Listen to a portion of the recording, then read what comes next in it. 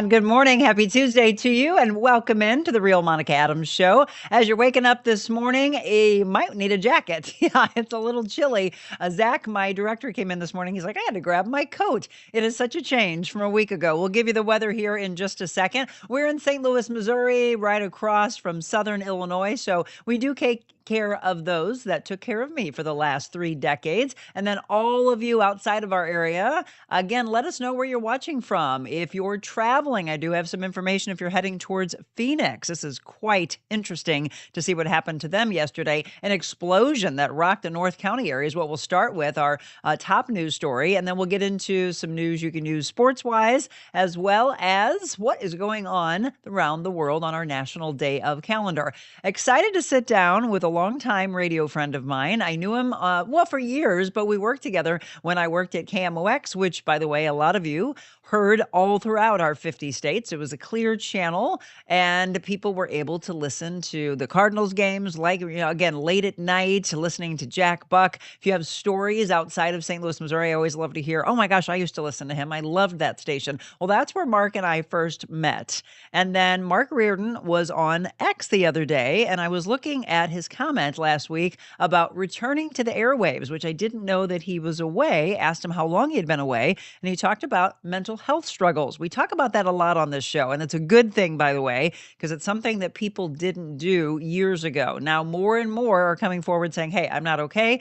Others are saying, I'm right there with you, and I will be there for you. So Mark's going to sit down and talk about something he dealt with back in 2013, and it reared up again just within the last couple of months. So we'll discuss that with Mark coming up here shortly. Let's get to our weather. Again, I don't think you're going to fret about this. It looks amazing. We talked to our aspiring meteorologist Beckett Moore about this yesterday. 78 degrees. I feel like I'm in San Diego. We've got the Cardinals in action at Busch Stadium. So these are wonderful games to be going to weather-wise. And in fact, you're going to be happy with the score of the game last night in just a second. 56 for the low tonight, 81 on Wednesday, 61 for the low. We get into Thursday and Friday, 82 degrees. Again, lows right there around the upper 50s to low 60s. Into the weekend, the same applies. A lot of sunshine, 80 and 81. Into next week, we don't even see a chance of rain until we get to Wednesday and Thursday. And we get back up into the upper 80s with a very slight chance of rain. We've got this long stretch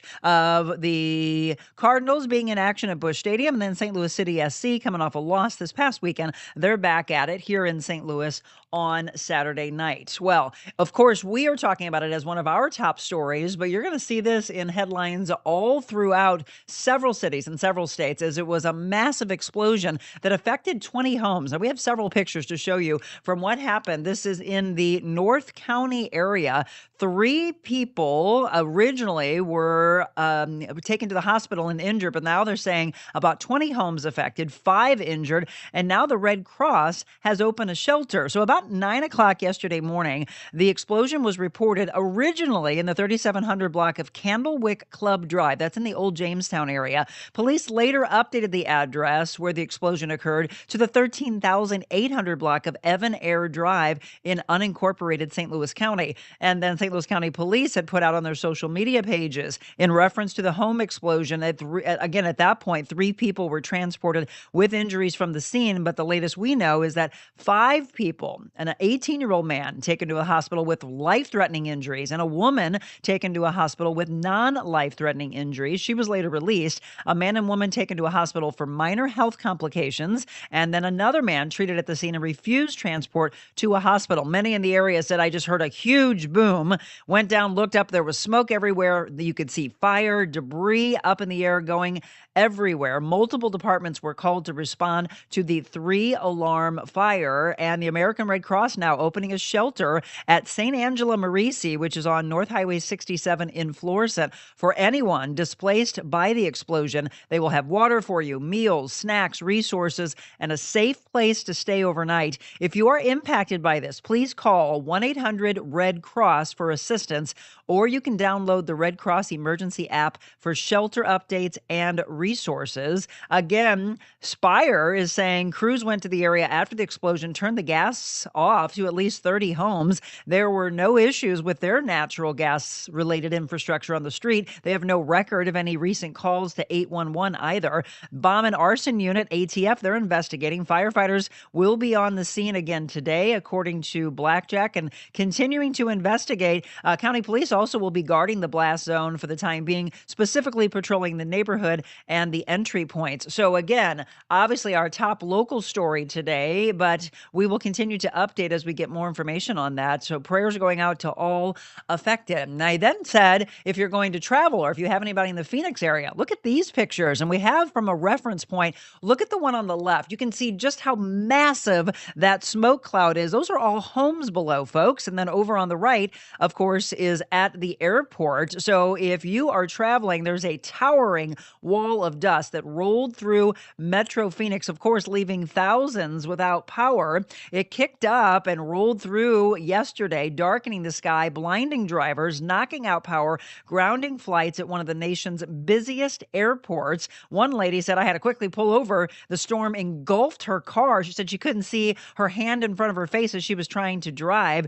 They could taste the dust, feel the strong wind rattling their vehicles. Again, this dust form, more than 15,000 people lost power, and they are continuing to say, again, you might want to check to see if there are cancellations or delays if you are traveling into a very busy Metro Phoenix airport. All right, this next picture, just gross, okay? It's just ugly looking. The first human case of flesh-eating screwworm detected in the United States.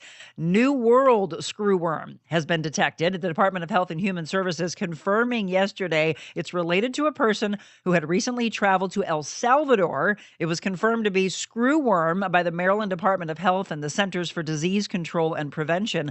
The parasite is the larva of the New World screwworm fly, and it can devastate cattle herds, destroy wildlife, and kill pets. So today they are issuing an emergency use authorization for animal drugs to treat or prevent the screwworm infestations among animals after infestations were moved north from Central America and southern Mexico. A spokesperson saying that the risk to public health in the U.S. is very low. But again, this first coming out this morning, and if we see any more on this story, I will, of course, pass that along to you. But I thought that was a little concerning, again, as we're talking about it affecting our pets, the cattle, etc. If, like I said, if we get any more information, we'll pass that along. We talk about recalls left and right, and now it has to do with your soda. My guest coming in, not drinking 7-Up. He loves his Diet Cokes. We'll talk with Mark Reardon here in just a second. But now more than 20,000 cans of 7-Up recalled for being mislabeled. The agency says an Alabama-based bottler initiated a voluntary recall back in July for nearly 2,000 cases of 7-Up Zero Sugar Tropical. Though labeled as zero sugar, the cans were found to mistakenly contain a full sugar product. So you wonder why you were bouncing off the wall. The recalled 7-Up was packaged in 12-pack cartons containing aluminum cans that held 12 fluid ounces. By the way, they had a use-by date of March 23rd, 2026, and I will put the lot numbers, just in case you want to check if you have these, in the comments. The soda was distributed mainly, though, in Alabama, in Florida, and in Georgia. Well, I have been waiting for this one for a while now. I love going down to the Arts District, and I remember when they were talking about renovating Powell Hall. It will be opening very soon. I know a lot of you have probably gone down there and felt, well, when is this ever going to open? Powell Hall is going to reopen next month. That ribbon cutting and open house is just around the corner. This is a 2-year, multi-million-dollar expansion that's been underway. So the ribbon cutting ceremony will be held September 19th at the Jack C. Taylor Music Center to celebrate the finished renovations. And before they open, there will be a free community concert held in Forest Park Wednesday, September 17th. The annual performance Under the Stars will welcome in thousands of music lovers from across the region to Art Hill. And of course, if you want to see after opening weekend, world premiere performances, celebrations, a variety of artists are set to perform. The full list can be found on the website of, again, St. Louis Symphony Orchestra and Powell Hall. And check that out, because if you've never taken your kids, I always love for it to be a first-time thing when the kids are young, and take them and introduce them to the arts. And then from there, hopefully they'll take it and want to go for years and years to come. So we just dropped in the comments, the lot numbers you needed for the 7-Up. And then I also just dropped in for you the website to SLSO. All right. Ladies, and I guess guys can weigh in on this as well. How many of you would pay $160 or more for lipstick? This has the internet all up in arms. This is from Louis Vuitton. And again, I love my makeup. I love fashion. Y'all know that. But there's no way I'm paying $160 just because it's from Louis Vuitton. It's called La Beauté, and it's sparking a debate all over the internet. The line was teased back in March. Product images and prices were released, though, early last week. Professional makeup artists, makeup enthusiasts, folks who just enjoy a good chapstick took to social media to share their awe. Oh my gosh, Louis Vuitton out with some lipstick. The line's available at select Louis Vuitton stores and their website starting this Friday. It will include what the collection says is a full breakdown and how makeup enthusiasts feel about it. But the debut collection will feature more than 70 products. Again, they'll have lipstick, they've got a lip balm, there's eyeshadows, and so much more. Prices, again, $160. The lowest I saw was for the refills, which is $69. You tell me, feel free to weigh in.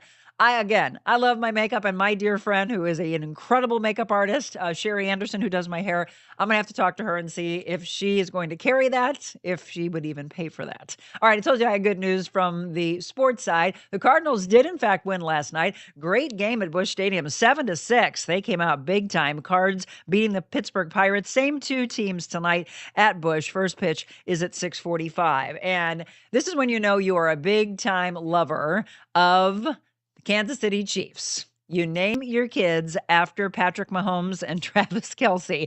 Two lifelong Kansas City Chiefs fans named both their sons after their favorite football players.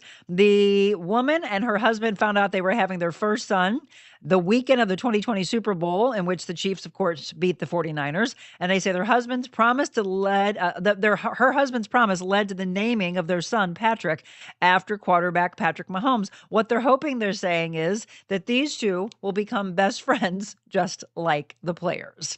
All right, it's time for our National Day of Calendar. And come on, we got to give a shout out to our doggies. We'll talk about our dogs in just a second. Here's the bigger rundown for you. National Women's Equality Day, National Cherry Popsicle Day, National Web Mistress Day, National Got Checked Day. Okay, I think you all need to go get checked at the doctor. I think that's what they're going to talk about. And then this one for all of our babies, for all of you that love your furry pets, today is their day. It is the National Dog Day, so celebrate them. We never want to leave out the cat lovers. One of these days soon, it will be your day as well. But today, the show is going to the dogs. All right, we're going to take our quick break. You're all up to date on what we consider as news you can use. And again, some water cooler talk. Head to the office or tell your family and friends. Better yet, as we talked about, call 1-800-RED-CROSS and help out those in need from the explosion in North County. Of course, we'll follow that story throughout the week. All right, when we come back, we're going to sit down with a friend of mine from my radio days, Mark Reardon. And he was on KMOX when I first met him. You now hear him on 97.1. We're going to talk with Mark about his radio time, TV time as well, but more importantly, his struggles with mental health and how open and raw he is going to be to help you. Mark Reardon, our guest, when we return.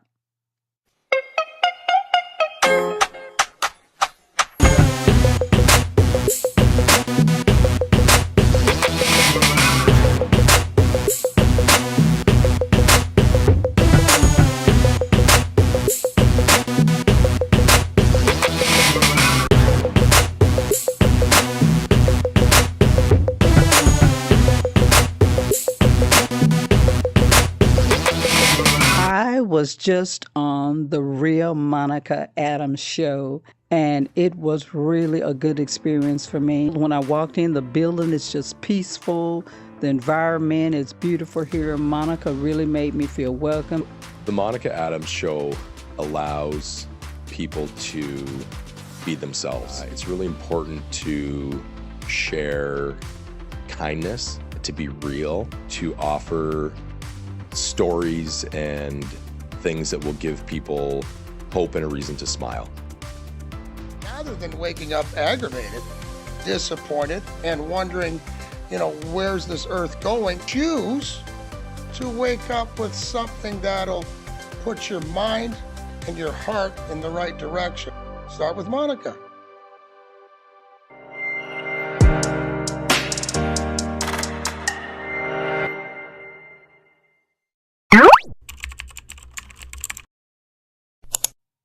And it's as simple as that. If you're trying to find us on YouTube, do that. Just type in The Real Monica Adams. By the way, the platforms keep growing because you have asked for other ones. So we started on Facebook and YouTube 2.5 years ago. Then we added X, we added Rumble, we added LinkedIn, we're on Instagram. And now we're on Twitch. So find the platform that works the best for you. And then don't forget, on Thursdays, we drop a podcast on all of the audio podcast platforms. So you have the talk show and you have the podcast. Remember, if you have to rush off, share, like, follow, and be sure to share this with your family and friends. We're going to get real in the next hour. Let me introduce you to my guest, Mark Reardon. Again, we've known each other for a long, long time from our radio days at KMOX, but you now hear him in the afternoon on 97.1. Thanks for coming in early. Yeah, a little early for me. What time would you wake up? Well, probably around this time, but I kind of ease into the day just a little bit. Now, this time of year, I have a 10-year-old daughter who's going to school, so, I'm getting up just a little earlier than I usually do. But I used to do morning radio many years ago, and there was a time where the earliest wake-up time I had was probably like 2:45, and I was at the station. This was WTMJ in Milwaukee, like 3:15. So I've been there with morning radio, but it's been a little while. I've been doing afternoons now for how many years? Almost 20 years. Oh, has it been 20? Yeah. It's funny, Mark, because when I left TV, everyone's like, you could have slept in. You didn't have to do mornings. And I said, I know, but the smart businesswoman in me wanted to pull those viewers over here. So I stayed with it. I am a morning person, but I laughed when I invited Mark on. He was like, wait, I want to check. Is that 7 a.m. or p.m.? And I'm like, yeah, it's a.m. But he was thrilled because we ran into each other. What was that, a couple years ago or a year or so Maybe not ago? even a year ago, at I Brentwood was Tower, over right? Yes. We were over at University Club Towers in Brentwood, and he's like, oh, okay, is that where I'm driving? Oh, wait. He's like, oh, you're right around the corner for me. I don't mind this. And so, the funny thing about that is this would have been so like me, where I would have probably driven all the way over there and then, kind of looked for your office number and then realized, oh, I'm in the wrong place. So thankfully I noticed the address yesterday. And this is right around the corner from where I live. So it didn't take very long at all. Perfect. Yeah. So that was awesome because let me sleep in maybe 20 minutes longer this morning, which was good. Every minute that we can have extra is perfect. I always try to do that. I'm always, either my assistant or one of us will just be confirming. And so I was like, let me put the address to him again. Something in my gut said, remind him where you are. Well, the irony is, and you're going to take me into this conversation about mental health, is that even up to about 3 weeks ago, I was waking up at 4 in the morning, 5 in the morning, and then I was up. I was just up. So there were, periods where I wasn't getting very much sleep at all. And luckily, the last 3 weeks, things have settled down, and I'm getting, it's hard for me to get awake in the morning, which is a good sign because I was having trouble where I would wake up and then I was just up. It was one of those deals. How many hours were you sleeping?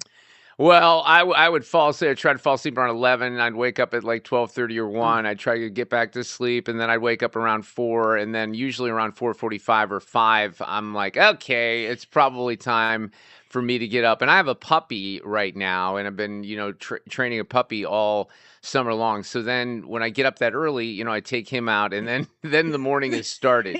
But again, it's like lately in the last couple of weeks, I've been able to sleep, which is a really good sign. You got to celebrate your dog today. It's National Dog Day. Oh yeah, that's awesome. Yes. The puppies. It's all about you today. So let's give background. So you may have known him from KMOX. You probably listen to him now on 97.1. You started your radio career there at 15. Yeah, I was 15 years old, and I was living in Chicago up until that point, and there was the high school that I was going to. I already wanted to do radio. I would, sit there with headphones on my head playing disc jockey, right? At this time, I really wasn't thinking about doing a talk show. I was music-oriented, and when I found out I was moving, my dad got transferred. The high school that I was going to go to had a radio station. So I thought, oh man, this is, I'm never going to be able to do this. And I moved to West St. Louis County to Baldwin. And right up from Parkway West, this goes back, 45 years ago, there was a YMCA building. There was a daycare. And inside that daycare building, there were these little chairs and little tables for kids to play with. There was a 10-watt radio station. And it was run by the YMCA. Really? And it was technically a YMCA program. So my mom and dad had to pay like $10 a month for me to work there or something like that. But that's kind of how I cut my teeth. So how much did you make? Oh, that was like More it than the was $10 it you was had to all no, pay? no, no, it was all No? student run. But Oh, here, okay. you know what that did for me is I started down this path of thinking at one point I was going to go into the music business, into the record business in particular, and that's where I kind of started to get to know all these record reps that were in St. Louis. Sure. So even though I didn't get paid, I get paid in concert tickets. I was Absolutely. backstage to a lot of concerts, and I was just when I was doing this 16, 17 years old. So and I maintained those relationships in the music business for some of them until this day, but honestly. Well, those kind of connections, that's invaluable. I mean, Yeah. that's what you're looking for. And yes, who doesn't love freebies? Right. You're like, I got "Oh, a lot of I'm freebies. going to all the A lot concerts." of lot of free records for sure. Then Mark worked at several stations in Columbia, left in 96 to move back to St. Louis, did a show for less than a year on what was then KSDAM, KSDAM, yeah. which turned into KTRS. Right. Then Milwaukee, WTMJ in 1997, came back to St. Louis. So KMOX was 2006. How long were you there? 2006. Now, like when I first came back to KMOX, I was working. I did like 2 to 5 a.m. in the morning. I took whatever I could because I was looking for a job at one point in Milwaukee. And I said to them, and I didn't get it. It was a Kansas City gig. And I said, look, if it's time for me to move on or if that's fine, just let me know. No, no, no, we want to keep you. And then in January of that year, your position has been eliminated. And I'm like, wait, what? I thought it was a joke. But I had needed to get back to St. Louis because of family situations. I went through a divorce. My kids, who are now 28 and 25, were very young at the time. So I did this overnight stint, and then at one point they moved me from 11 till 2, and then very quickly to afternoon drive. So that was only like a year and a half, and then I started doing 2 to 6 on KMOX. And then they flipped me to the FM station 4 years ago. And part of that was because at the time Rush Limbaugh was on KMOX, Correct. and he had passed away, and I was following Rush, and they were trying to strip the politics out of KMOX, so they moved me to 97.1. It's been great ever since. So Good. Back to my FM roots where I started doing music radio. Right? Isn't it? It's like full circle. Yes. What is your favorite time period to work throughout the day? I love afternoons. I really do. Yeah, because I have time in the morning to get things done, to hit golf balls, to play golf, to do whatever. And then I one of the things I love best about my job is my schedule. I really do. Like not getting up early in the morning. And What time do you have to be at the station? it varies because I do a lot of work from home. So sometimes I'm there at 1:30, sometimes 2, sometimes 2:15. Usually by about 2:15 is when I get in. But again, I'm like when people say the number one question, they probably have asked you this, like how much show prep do you do? I'm like, well, not a whole lot lately, I'll tell you.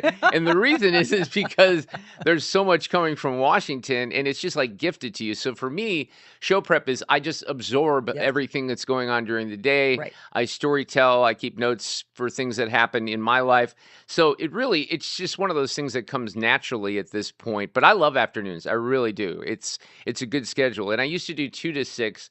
Now I do 3 to 6. And I don't know what it is about that 1 hour, but that extra hour really makes a difference too. Right. You breathe a little bit more. Again, if you're just tuning in, Mark Reardon, you recognize the voice. Maybe you recognize the face. I didn't know you also did TV. I did TV in Milwaukee. I was on a show called Sunday Insight. It was on Meet the Press. I say this, I'm not really comfortable with the word celebrity, but I was pretty well known in Milwaukee because of WTMJ was like the KMOX of, Milwaukee, the Packers station, the Brewers, the Bucks. And then, I did this show after Meet the Press, and I was a panelist on the show, but I also guest hosted when the host wasn't there. Actually, it's a guy named Charlie Sykes who's on MSNBC right now in a lot of times. So in that period, this would have been in the early 2000s, I had people with me on the show like Paul Ryan, who became Speaker of the House and Vice Presidential candidate, Reince Priebus, who became White House Chief of Staff, Scott Walker, who became the governor of Wisconsin. So I was on at that time doing all this work. And then I've always done movie reviews. And I reviewed films at Channel 4 from about 2008 until 2020 on one of their morning shows. And then the pandemic came and kind of killed that a little bit. And I was at peace with it because you've done the Hollywood stuff, the junkets, and you're gone for the weekends. It sounds glamorous, and I had a lot of fun with it. But when my daughter started getting a little older with sports and, commitments on the weekends, I was at peace with leaving the movie industry. But I did that since I reviewed films from 1988 until 2000. So I did it for a long time. I didn't, when I was at Fox, Kevin Steinkrust did them, Yes. right? And then he was always like, oh my gosh, if I ever not do it, you should do it. And then I left and went to Channel 5. Yeah. So immediately told them, hey, I would love to be the person to do this. But I started at Channel 5, the NBC affiliate here in St. Louis, in 2020, which we all know, of course, what happened. Things so all changed. of my junkets were done Zoom. virtual. Yeah, see, they changed it. And I always like to say, and I love Kevin. I've known him for a long time. I actually worked with him for a very brief period in Columbia, Missouri, 30 years ago. But I would always get his sloppy seconds because he was the guy from St. Louis. Yes. And if he couldn't make one of the trips, because the studios couldn't afford, having 3 people from a market like St. Louis. So when Kevin wouldn't get invited, I would be kind of like that first person on the list. And I took it every chance that I could. I had a great time. We did fun stuff. I got to know a lot of the Hollywood types, did some fun interviews. If you go online right now and you just Google Jack Black and Dustin Hoffman and my name, there's a staring contest that I do at Jack Black when Kung Fu Panda was out.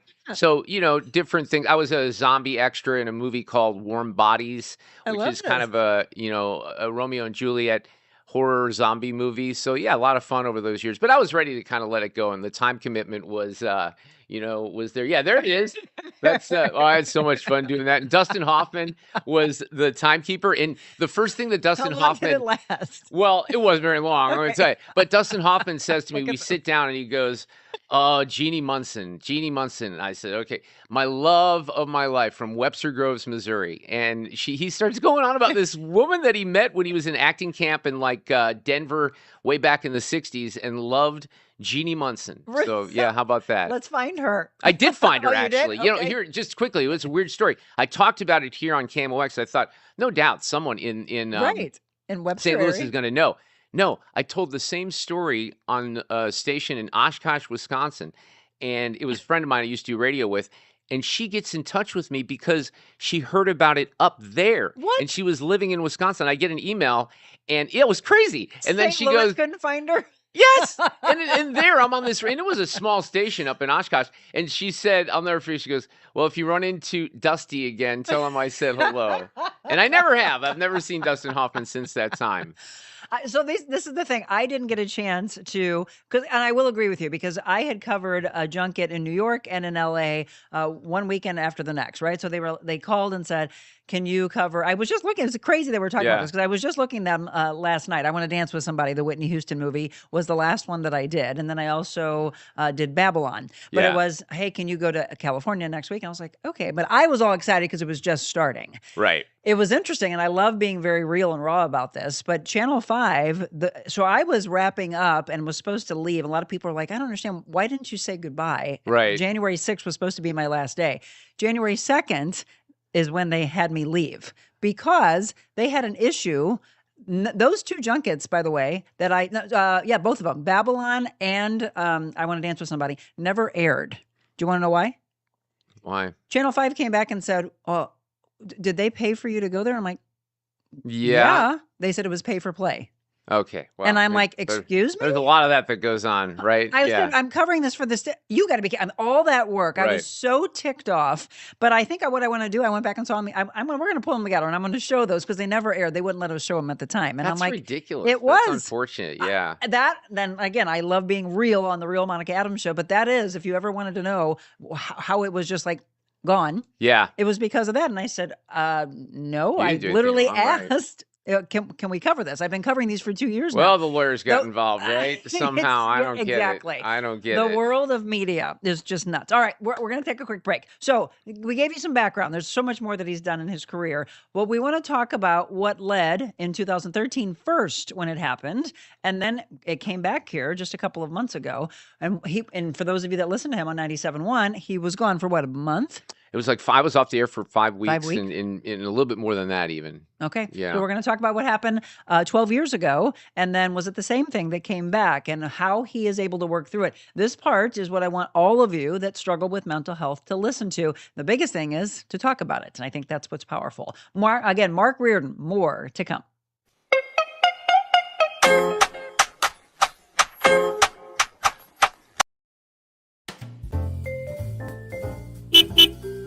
Welcome to the mobile Monica version of the Real Monica Adams Show at my favorite restaurant.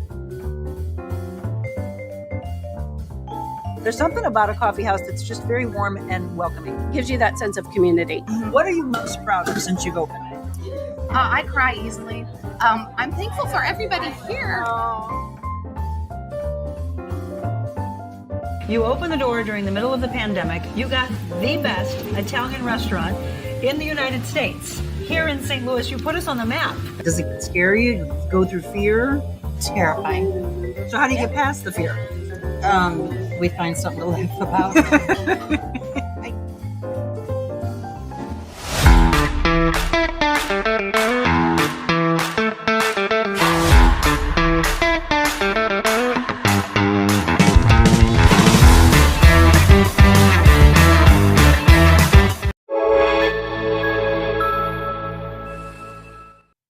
And welcome back to the Real Monica Adams Show. Again, just kind of setting up and having fun, just catching up with an old friend about all the things he's done in the business. He's still at 97.1. That's where you can listen to him 3 to 6 in the afternoon. You also have the component, I was watching you on X yesterday, so there's a visual component to the show also. Yeah, we stream the show on YouTube and on X. On YouTube and yeah, X? Okay, right. so be sure to watch there, and there you go. That's where you can follow Mark. He's most active on Instagram, at Mark Talk, and then on X, at Mark Reardon, KFTK. You can, of course, also follow 97.1. You'll get that notification like I do that they're going on. So you can also follow my bunny at Oreo Smorio the bunny on Instagram because he's the real star of the household. Yeah. Zach, you are awesome. I have a free roaming bunny in my home, believe it or not. That's a whole nother Monica Adams show. You're coming back because I did see a video of the bunny and your puppy. Yeah, and they're getting along great, which has been trying to keep the bunny alive, not eaten by the puppy. So that was one of the goals. Your puppy needs a page now too. Yeah, he does. He actually does, and he hasn't had one yet. Right. What's the puppy's name? Max. Max is the puppy. Max and Oreo. Yeah, Max and Ori. We have 3 cats and another little terrier named Olaf too. So you got your own zoo. We call it the Reardon Zoo. And by the way, that picture of him in the cat tree, you see how big he is right now. He's ginormous. He's only how big is he going to be? 5 months old. Well, he's about 40 pounds right now, and he might be 70, 80 pounds. We'll see. What is he? He is. It's funny because we did the DNA test. He's a Siberian Husky lab mix. So they call it like a labski, but we got him from the Humane Society in the aftermath of the tornado. Love it. And I've had big dogs before. Quite honestly, I prefer big dogs outside of little dogs. So we're prepared. But he's got paws to grow into for sure. There's no doubt about it. Labski. He's a labski. I've not heard that. We hadn't either. Let's go to a couple comments before we dive in here. Rose said, Mark, I love how you've been saying, I'd jump on that. I'd take that job. That's how you get where you are, by being available. That's a great point for these young adults getting to do what they love. That's right. You say yes. When you have the opportunity, you say yes to that. But you go beyond that. You you create opportunities, right? Yep. You have to kind of create opportunities. Yeah, just quickly along those lines, I'll tell you that when I wanted to review films in the late 80s, there were no screenings in Columbia, Missouri. So I went to one of the theater GMs and I said, hey, is there any way for me to see these movies early? And he said, yeah, if you want to come by Thursday afternoons when they send the prints, via UPS, this was all when things came in packages. And sit in the print check because they would attach the trailers and everything and make sure that when the movie opened on Friday, it was good to go. So I sat over there and I would watch movies on Thursdays, and I went to KMIZ, which was the ABC affiliate in Columbia, and I edited my own piece and I did it on Friday nights. So yeah, I mean, I made that opportunity. There was no one that gave that to me. That's for sure. Exactly. It's not like handed to you Right. in life. Well, the funny thing, he and I were talking yesterday about some of those morning screenings and the afternoon screenings. He talked about his love for Diet Coke. My Diet Coke love, yes. Yeah, the bladder doesn't always survive the morning screenings. I was like, did you get through the movies? Well, not the morning ones. Yeah, Because I needed that to wake up. Not always, yeah. We need a Diet Coke sponsor, by the way. I know, right? It's ridiculous Come that on, I get on don't. this. It's Elon, the president, me. We all love our Diet. And by the way, it's only cans of Diet Coke for me. I don't do the other stuff. Yeah, that's it. Yeah. All right. Okay, so we talked about bringing Mark on, and this is when I reached out and said, hey, would you want to come on and talk about this? So 2013 was your very first bout with, or was it, because I love with my clients, with my life coaching clients, I do that timeline therapy and go back and think, where was the first trigger? So 2013, was that the biggest episode? So I can go back further. I think I experienced anxiety for a lot of my life. When I did radio, I was kind of a fat, dorky kid going to Parkway West, and I was in my own studio. So I'm in my studio. People are not looking at me. They're not watching me. So with anxiety, there's a range, and one of them would be stage fright, for what we do. Sure. And I was always pretty good on my own show. If I would go on someone else's show, like even this, I would be kind of nervous. Even my early days, especially when I was on Channel 4 doing the movie stuff, I didn't really like doing something like that. Speeches, like if there's 300 people in front, I hate that. I do not like that at all. So I'd always kind of had a little bit of anxiety, some stage fright, which is ironic considering what I do. But then in 2013, it really ramped up. And I can't even really tell you what happened, but I was starting to feel very, very anxious. It was interfering with my life. It got to the point where I think I remember it was the spring of 2013. I went and saw a concert by Pink in Louisville because I love Pink. So do I. And my daughter's seen Pink actually when she was 8 years old. But I felt like it was morphing into something beyond anxiety. And that was when it kind of got depressive, right? Okay. I noticed that, man, I don't have an interest in things that I like to do. And I'm the type of person that doesn't just let things fester health-wise. If something's going on, I'm like, okay, I got to do something. Good. So I had a woman who I used to work with, and I had known about her mental health challenges. And I was seeing family practice guys, but they were hopping me up on stuff that I don't think was good. Yep. So I found a good doctor and got in with her relatively quickly. And then there was some hit or miss with meds. And by, I'm going to guess by the end of 2013, I was in much better shape. And I, through a combination of medicine from that period until about 4 months ago, I was, when I say I was fine, I was relatively fine. There were a couple of things that sort of spiked during that time period. For the most part, nothing that interfered with my life. Okay. So then I took a group of listeners with me to Greece late April. We had a great trip. It was an amazing trip. I had listeners. I had some personal friends with me as well. We did a land part, and then we were on a cruise ship. We do the islands. And I get back on the 7th of May, and by about the 9th of May, I don't feel right. And I could tell What are you feeling? that, the anxiety is hard to describe to people, okay? Because it's a disorienting feeling. I just felt off. I knew I wasn't myself, right? And it started to then it gets into your head because it's like the fear of the fear. And I get on the horn with my doctor and she says, the first thing is we just need to give you a couple of weeks of good night's sleep because sleep was an issue on the trip Right. a little bit. And I come back. Now, this is what's interesting, and I can't explain this. And I've had a couple of psychiatrists tell me this. There is this phenomenon that when you travel internationally, it does happen to people. And I had one psychiatrist tell me it happens when you travel west on the return trip, not east. So I'm coming back from Greece and I'm heading to the west. And I to this day, and maybe I'll never know what triggered, this round and this bout, but it was more severe than what happened in 2013. There was a period in May where I felt like I was getting a little bit better. I mean, I'll give you an example of the feeling. So one Saturday, and I had a week that wasn't great. I was going to get a haircut, and I drove, and I felt instantly, I'm a fast driver, all right? So, but I'm on the highway on 44, and I'm just kind of keeping it level and steady, and I'm like, I don't know if I should be driving. And I went and got the haircut, and I said, I don't think it's safe for me to drive. I Wow, called an really? Uber, and I took an Uber back. And so there's all kinds of things that go on with the anxious feeling. There's heartbeat awareness. I don't know if you know what that is. Well, there's a or- lot of heart-centric work that I do with clients. But again, Mark Reardon, we're telling the story about what he went through in 2013, what just happened to him, again, coming back from Greece. I have a woman that worked with me, and I do hope at some point she's able to return, but her husband immediately said, I need you to take time off. Yeah. Because he's like, I don't even know. So I'm listening to all this. I can't wait for her to hear this show because she said, and I quote, Monica, no one understands unless they've been through an anxiety attack and they go through something like this. But she felt like she was having a heart attack. Yeah. She went and had labs done, and it was through the roof. Everything was off. And now it's better because of some of the things that she incorporated. So that's what I will ask you. In order to get you back to the Mark that you know, besides medication, what else do you do for Well, that yourself? was a slog. Let me look, and see, the thing is it's not just like I wasn't having panic attacks, right? I was just feeling the grips of anxiety. One of the things that I described it as is like having cellophane around your chest and then someone's tightening it and someone's loosening it. And I was going in these waves, right? And it was coming on very unpredictable. And you asked me what else I was doing. I wasn't doing a whole lot for a while. I was trying to get, out and do some exercise, trying to keep my brain focused on other things. But it was interfering, and it was really interfering with sleep. And then at the end of May, I felt like I was getting a little bit better. I felt like I had strung together 4 days of what I would feel and just call myself as normal, right? And then I don't know why, but it just spiraled and it got really, really bad into June. So I missed some days of work. I had really never done that. I got to the week of Juneteenth. I'd already had Juneteenth and Friday off. I'm like, I'm going to take the whole week off. I took the whole week off. That's mid-June.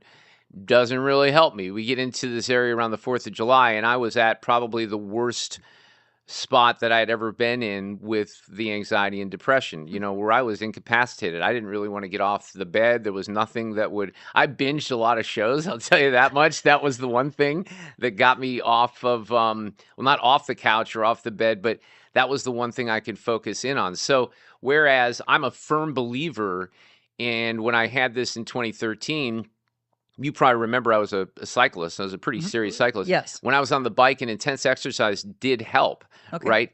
This time around, it didn't seem like it was helping. So I did some intense exercise. I tried to focus on positive things, but it eats away at you. And, you get it into your head. And if I didn't mention this a couple minutes ago, it really is, it's like the fear of the fear. So I wouldn't be nervous about coming on with Monica Adams on her show. I'd be nervous about being on your show. Does that make sense at all? Yes. Yeah. The feeling of it all. Yeah. So it was, it's hard to describe to people because it's torture. It is just absolute torture. And, you feel like you're jumping out of your skin. At least this is me. And by the way, I have just so people who experience this know, my technical diagnosis is I'm on like the bipolar spectrum. Okay. So I'm bipolar 2. I don't even know what that means. All I know is what happened in the last few months was just awful. Did they just horrible. diagnose you with that, or were you diagnosed with that in 13? That goes back to 2013. Okay. So there was a combination of when I get back from Greece of adjusting some of the medication and trying to get me more sleep. That was sort of the focus at first. And then that just wasn't working. And we went back and forth with a little, adjustments to the meds. That's the one thing that's frustrating. And this is something that I experienced in 2013 is there's just not something that makes you flip the switch. A lot of the antidepressants, not only do they have side effects, but they take a while to kick in. And at the beginning of July, I started something, and I think that as July went on, the week of the following the 4th of July, so whatever that was, that following week, that's when I started taking off work. I worked on a Monday, and it was bad. Like if you were paying attention, you could hear it in my voice. My voice was really tight. I was really struggling. Like the most I've ever struggled on my show was that day. And did they ask you to take off, or no, did you say... they knew that I was in this period where work was being great. Now I had missed a bunch, and there were days where I had to call. I'm like, I can't do this. I can't even drive. And I told my husband, because again, in the media that we're in today, which again, I know that everybody's so worried, like what's going to happen to radio? Yeah. What's going to happen to TV? I actually applaud KFTK for not saying, well, Mark, yeah. you're gone. One listener thought I was dead and called my boss, and they thought that they were covering it up. So the rumors of my death greatly exaggerated. But look, I was in a period for a couple of weeks where I just was, can I work on this day? No. Can I work on this day? No. It became to the point where they had to go through HR, and there was family leave, and I had enough sick days and stuff like that. But look, they were great with me, and I got to a point where, and it's hard for me to even think this now because I feel so much better. You have no idea. I wouldn't be able to do this a month ago. I would not have been able to do it. But you're like, especially doing what I do for a living, I'm like, man, is this ever going to change? Am I going to be able to get back, is this back on the horse? Right. And that happened in 2013. You don't see the light at the end of the tunnel. Now, the first question that a psychiatrist would always ask in a situation like this is, are you thinking about harming yourself? Yeah. Is there suicidal ideation? I never had that. Good. Okay. But having said that, you do get to a point where you're like, okay, when is this going to start? When am I going to start feeling better? Because when it spiraled and then it became depressive as well, I just didn't want to do anything, nothing, let alone work. I didn't want to pay attention to the news cycle. I And didn't that's want the to do dangerous anything. side. Yeah. Again, and there have been a lot of men in the last 2.5 years that have sat here or in our old studio that have just let go and started to talk about the fact these are the signs of what they started with. But some of them said, I have tried to take my life on multiple occasions. Fortunately, they're still here. But then they just broke down and cried and said, you know what? I couldn't do this years ago because it would look weak. Yeah. But now, and I think that is one of the benefits, honestly, Marks, in the last 5 years, ever since the pandemic, the whole world was depressed. The whole world was lost. True. Didn't know if they were ever going to see their family members again. They didn't get a chance to see family members die. Some men weren't able to be in the room to see their children born, right? So there was a lot of old feelings that came up after that first year and a half that they just started dealing with. But this is the positive side of the pandemic. It got people talking about mental health. Yeah. And I've talked about it pretty openly on my show. I didn't the first few years after 2013, but ever since then, I've been relatively open about it. And when you have things that happen in the news, like Simone Biles comes to mind, right? Well, I was very empathetic to that because I know how things get in your head and I know how serious it was. Now, I'm going to say something and it's going to be controversial. And I'm going to say, I didn't say it. It was a psychologist that said it just to take the heat off me in case people don't recognize this. But I had a psychologist who I talked to over the course of this, and she was someone who worked with people who had cancer in the past as well. And, with the severe anxiety, she had people that said, look, I'd rather have the cancer than the anxiety because it was so torturous and it gets you to the point where, mentally and physically. I mean, I've gained a little bit of weight back, but I lost about 12 or 13 pounds because I didn't have an appetite during most of this. Right. Sleep was terrible. It was just a vicious cycle.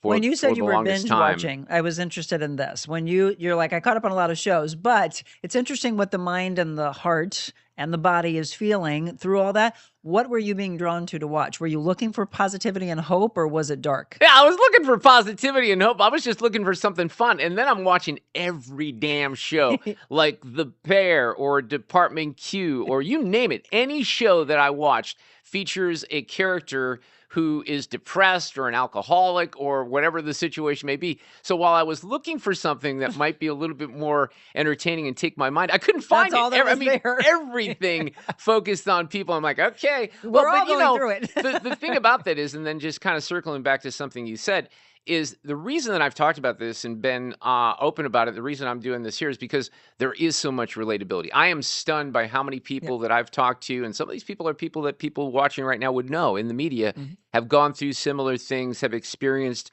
a crisis like that. Now, I was in a period, like if you would have talked to me before, May 7th, hey, how you doing? I'm, doing pretty well with my mental health. It never was really lurking, thinking, okay, here it could When's it come. coming back But down? now, there's in the back of my mind, I know that it's sort of resurfaced and, I'm getting older. I don't know how that affects it, but it was scary because when you start to think that your career and your life is on the line, it scares the living, out of you. So I'm going to go to a break and I'm going to ask you this question. Now think about this for a second. Are you fearful that it will return? Yeah. Okay. We'll talk about that. And if, this is the second part, if your career that were to be taken away because of this, where does your mind go for that? Yeah. Right? Okay. The two big questions. And by the way, any of you that want to, we'll go to your questions and your comments as well. Again, if you can't drop something here live, be sure to hit #replay so that Mark and I know that you're commenting and you're watching this later throughout the day. Do that, by the way. Share throughout all of the platforms with your followers because, again, a lot of them are going to hear what Mark is saying and say, oh my gosh, that's me. I'm so glad he's talking about it. More with Mark Reardon when we return.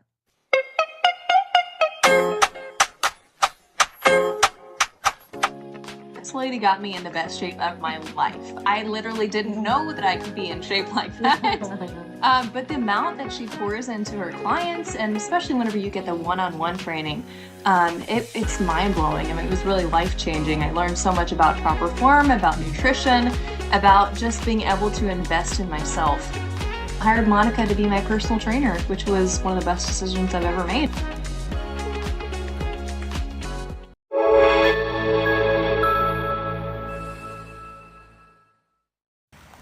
Oh, that looks calming. That sometimes is what we need. Everybody's looking for what brings them to calmness. For me, it's always been water, whether it's a pool in my backyard, whether it's going to a lake.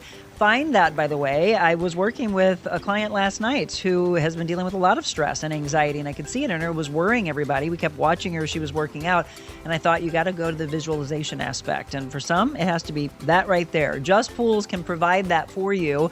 Just Pools, a big sponsor of ours in the past, and they returned this summer. Again, for some of you, you say, I've thought about pulling the trigger. If you are even considering it, why don't you stop by? They're located at 3987 West Outer Road South in Arnold, and they can build that for you. I'm telling you, I've been very blessed from a young girl when my parents had a pool, and then my first house, I made sure that we had a pool. When Jim and I bought this house, for me, it's far beyond the entertainment aspect. It really, truly is bringing a sense of calmness. 636-464-7110 is how you find Just Pools. And again, it's almost time to wrap the pool season up, so don't forget to grab those chemicals and then always talk to them to make sure that your pool water looks crystal clear. Let them do all the hard work. We also want to remind you, tomorrow, no live show in the morning, so you can sleep in and then watch us at 11 a.m. We're taking the show on the road. It's Mobile Monica at Miller Furniture. You know, they just celebrated their big 98th anniversary sale,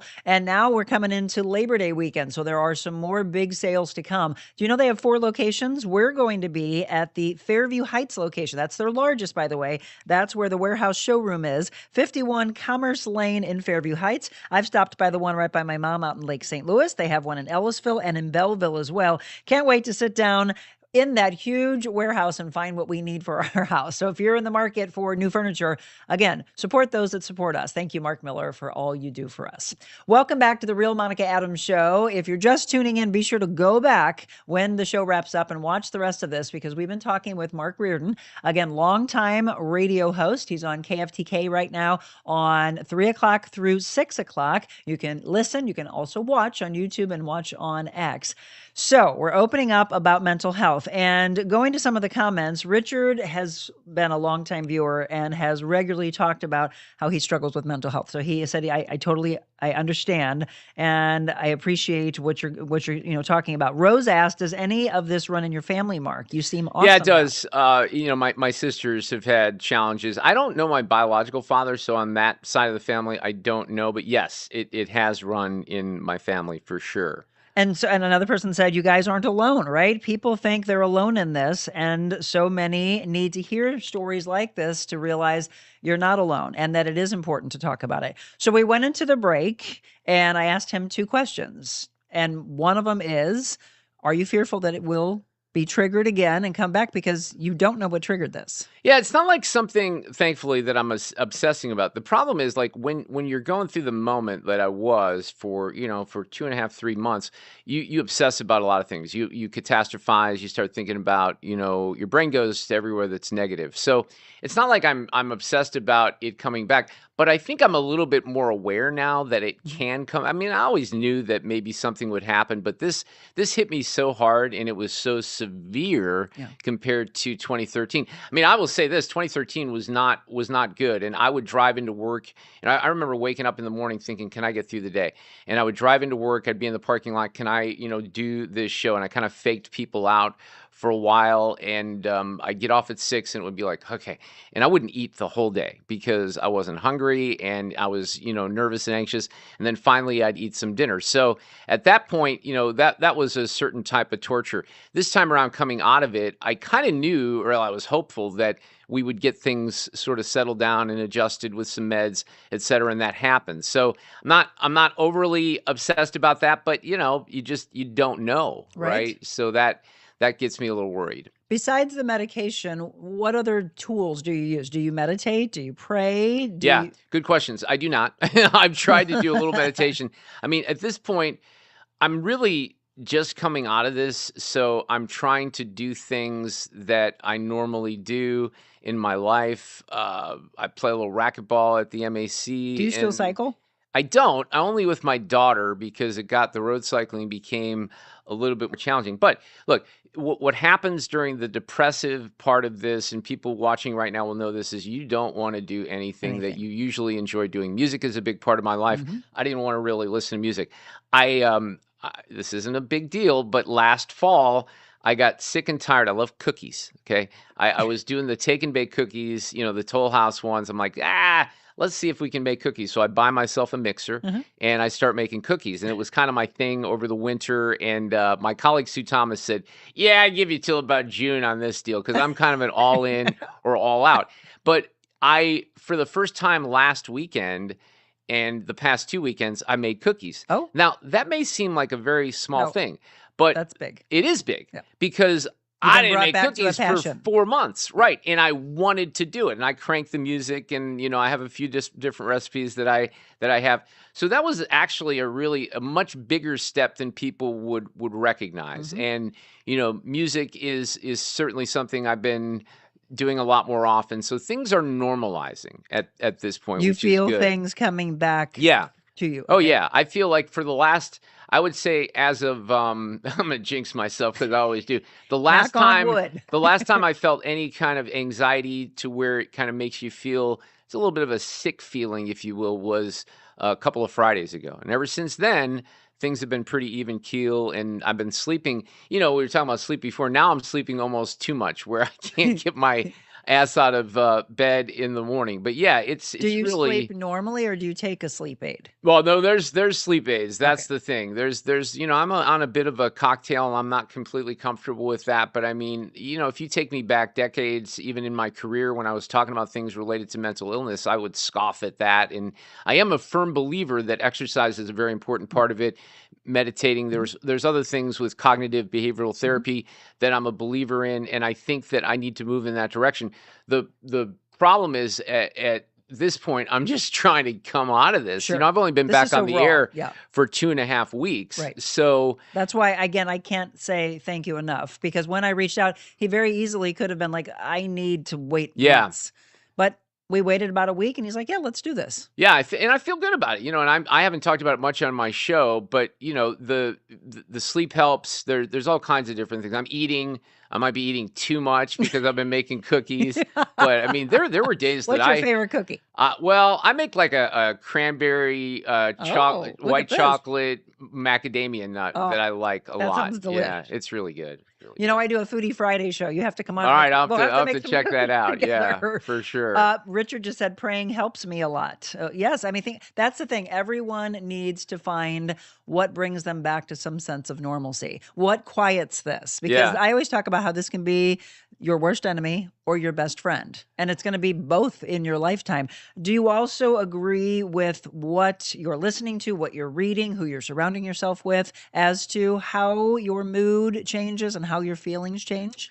Yeah, maybe. I mean, quite honestly, if I'm feeling, and again, the only word I can use is normal. When I feel like I don't have to think, what happens is you get up in the morning and you start to feel the feeling, and it's then the heartbeat awareness where I mentioned earlier is just like thump thump thump thump, and I would wake up for week after week after week, and I just want to feel normal. And I had a couple of days, like weird days, where I'm like, oh, I feel normal. But, what I'm trying to do now is just get back into a routine and a routine with work. When I was earlier discussing how I absorb all the material, like I didn't want to absorb anything for weeks. I didn't want to turn on the TV or read content that I usually read. I just had no interest in it at all. Well, and that's the point. Again, working in this business for as long as we have, what we consume, there were many times, and it's kind of like what my husband does in law enforcement, you become so immune to it.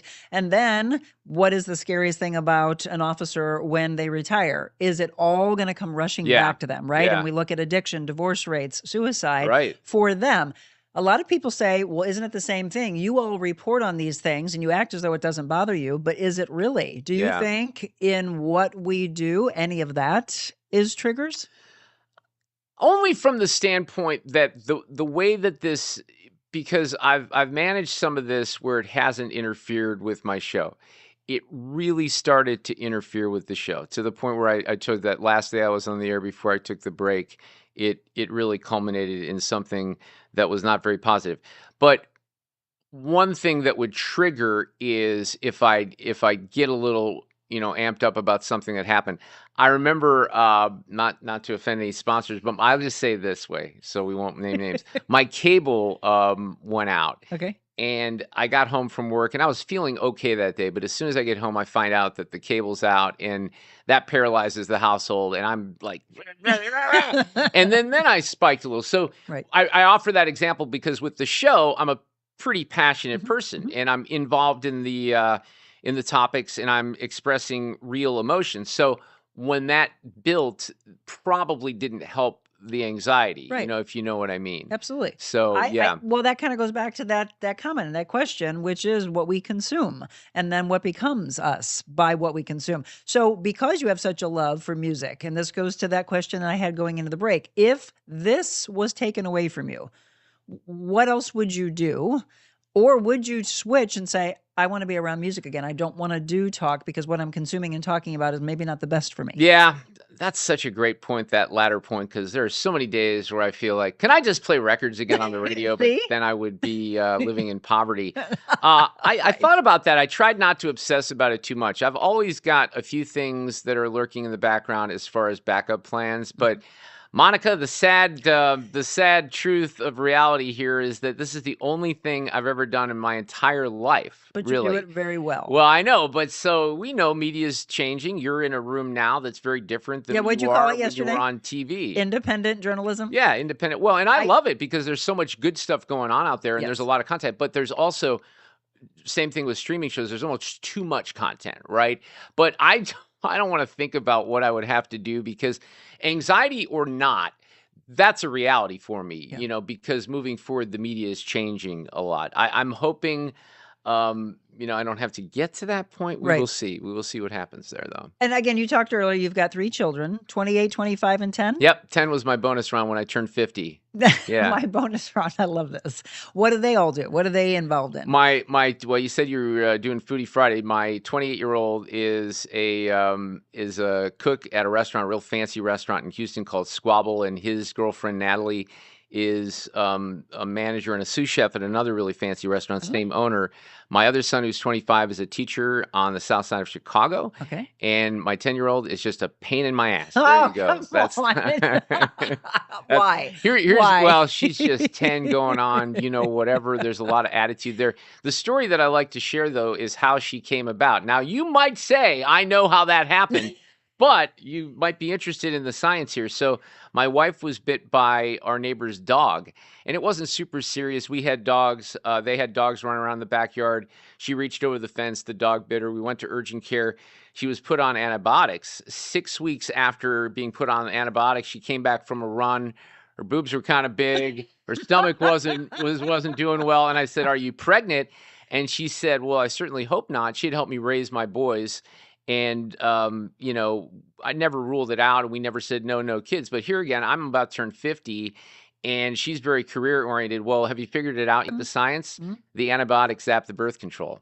And that happens sometimes. And it happened to me. But it's one of those situations where honestly, I couldn't see it any different, right? I'm the one who...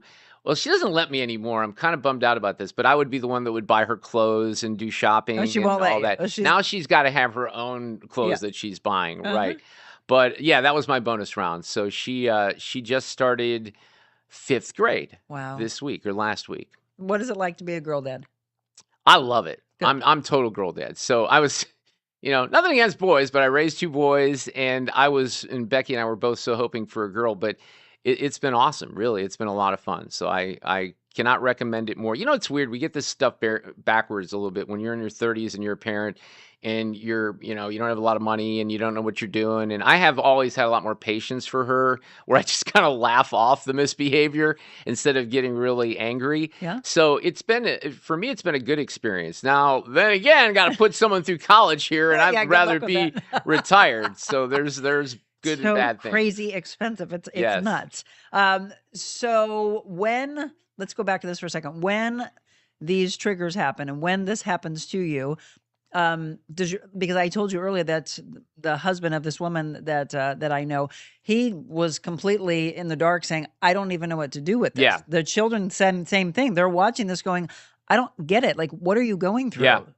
What do those that love you most around you, what do they do in these circumstances? Well, I think there was confusion. Look, I'm going to be honest. I think I even confused my doctors because they weren't exactly sure how to move forward with this and get me back on track. So yeah, there was concern. There is, I put off the conversations because when you're in the thick of things, you just don't know. And Right. it was more frightening to me than certainly I probably let on. And it's just as confusing to me sitting here today that I feel fine and that I feel comfortable, talking about this. Because again, 3 weeks ago, 4 weeks ago, certainly 5 or 6 weeks ago, I was, a Right. mess. There's no way that I could have done this. There wasn't a way that I could work. I was really good at laying in bed and watching a streaming show. That was my skill for several weeks. But then slowly I started to feel a little bit better. And then I'd have what I would call a little regression a couple of days, and then it would kind of move forward. Now I'm seemingly moving forward, but I don't really like to think too much about, those days because then it sort of circles Spirals in your backward. head again. Yeah. Right. Yeah. So one final break. And by the way, at the end of every show, we do 100 Days to Freedom books, these devotionals. And so I'm going to let Mark choose. What are you Okay. feeling? Either 100 Days to Freedom from fear and anxiety, Okay. depression, shame, anger. We won't do the overeating one. Okay. All right. Sounds good. Am All I right. supposed to pick right now? Yes. Well, I'd say the first one was anxiety, right? Fear and I anxiety. have to say that. Okay. And that honestly, when you look at this, the guest I had on yesterday, she's like, oh, that one's almost done. That means the world is riddled with fear and anxiety because yes. everybody picks that one. Right. We're almost done with that one. The other ones are like halfway through. Okay. Yes. All right. And then we'll let him leave you with one final thought for all of you that have been where Mark is, or maybe it's coming for you and how you handle that. More with Mark Reardon when we return.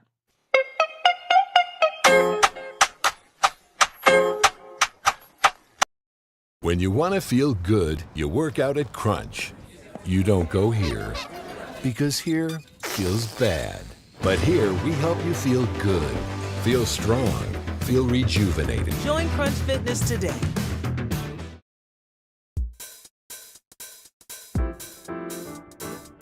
Discover your full potential with a personalized styling experience. Designing, customizing, and transforming the looks of men and women. Revamp your individual style and embrace what makes you, you. That's real confidence.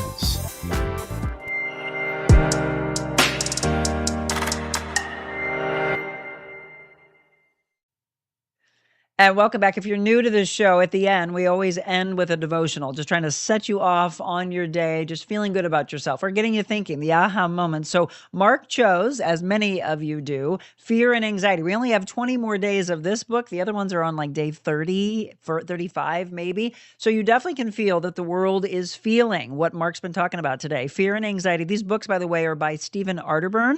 I can have Gabriel drop in the comments for you. You can get it on Amazon. I picked these up at the Crossing in Chesterfield. They've been really beneficial over the last couple of years. So this one's called Reassurance. Fear not, you will no longer live in shame. Don't be afraid. There's no more disgrace for you. You will no longer remember the shame of your youth and the sorrows of widowhood. That's Isaiah 54, verse 4. We have an amazing ability to remember negative comments, bad experiences, devastating losses. It's as though our past is streaming on a big screen right in front of us, replaying the choices and events that rocked our world. How can we go on living if we carry these burdens with us? Will there ever be relief? Anxiety and fear have roots in so many experiences in our lives. We live in a broken world, and not one of us can claim perfection. But the good news, God sees us in our brokenness, and in His love, He offers healing and comfort. We can rest in the promises that are throughout Scripture. His reassurance of redemption, grace, and mercy for each of us will give us the strength to move forward and experience freedom from the past. So think about this. Is there something in your past that is shaking your present? No matter what happened, no matter what choice you made, allow the peace of God to calm your heart and mind with the truth of His word. God loves you and is with you. He sees you. He knows your needs. You can trust that He's forgiven you. He will bind up your wounds and set you free to live your life for His glory. Timothy Keller said, to pray is to accept that we are and always will be wholly dependent on God for everything. Stuart Gerard, David Leonard, and Leslie Jordan collectively said, tomorrow's freedom is today's surrender. And if you think you've blown God's plan for your life, rest in this. You're not that powerful. Here's your prayer. Lord, you know all of my days and have a purpose for each one. Help me to live this day knowing that you've covered my past and have given me hope for my future. Amen to that. So I will tell you, I felt some chills as I was reading the Yeah. beginning of that for you. And again, just wanting my friend to be okay. Well, thank you. And I had so much, I want to make sure I mention this because there was so much support, not only from the listeners that I kind of let in and said, hey, having a mental health crisis, but just, the personal friends that I have around me. And I tried not to, you do get to a point where you're like, I don't want to talk to anybody, right? I'm just going to keep in my hole. But I did get to a point where I was talking to a lot of people. And, I'm sure I exhausted them with the discussions of what I was going through because to a certain extent, people don't know what to say, Right. and a lot of people don't understand the dynamics of how it manifests itself into, physical symptoms. So, but I did have a great group of friends that were, and still are, giving me support to this day. So that's when great. you know those are your lifers, right? Yes. Because Yeah, absolutely. I know you said they probably got exhausted with it. Nope. Because at the same time, when they need you, Yeah. you'll be there for them. Absolutely. And the good friends will always be there for you. Other comments coming in. Again, we'll get a chance to see those. Again, I'll leave with this one. Mark, I think you said it, but do you sleep good now? I wake up at 2:00 and think of all the stuff I have to do. Did I let anyone down? I'm getting old kind of stuff. I pray to snap out of it. Thank you for being so real. Right. Trying to shut this off. Yeah. Yeah, so the heartbeat awareness issue that I was talking about, that was really one of the issues for sleep because when I would wake up at 2 or whatever it would be, the first thing I would feel would be the heartbeat, and then you start like even when I put an earplug in, I mentioned the cats and the dogs. I put an earplug in, and I wouldn't help. It actually would hurt because it would make me think about the heartbeat. I think that what's happened is just the normalization and the current medication I'm on has calmed me enough to where yes, I'm sleeping very, very well. And the alarm woke me up this morning. That's pretty rare because usually I'd get up on my own. So the last 2 weeks have been the best sleep I've had since April. Literally, like the best sleep I've had in months. Sleep is huge. Yes. Again, a lot of stress, a lot of anxiety happen when we can't shut this off. Richard said, Mark, you said earlier that the switch does not flip back off as fast as it turned on. I use that analogy all the time. When my switch flips, it takes about 1 to 3 weeks to turn it back off. Stay strong, my brother. We are both fortunate enough to know our triggers and to do something about it when it happens. Yeah, I appreciate that. I really do. Because again, there's so much commonality on this and so many people that go through it. And so many people, by the way, that are in our business, which is, or entertainers, in music, people like that. So I've been, a little blown away by the amount of relatability. I always knew there was relatability, which is why over the past 10 years, I've talked about it very openly, but even more so than I think I recognized. Because I don't think, again, that no one talked about it back then. Yeah. Now people are, and you're like, oh my gosh, I wish I would have known. I would have been there for you, Right. but you didn't want to talk about it back then. All right, I'm going to let you leave for all of those that, again, are watching now or get a chance to watch this later. And please do share this with everyone so they can say, oh my gosh, I didn't know Mark was going through all that. What would you tell those that are experiencing it right now?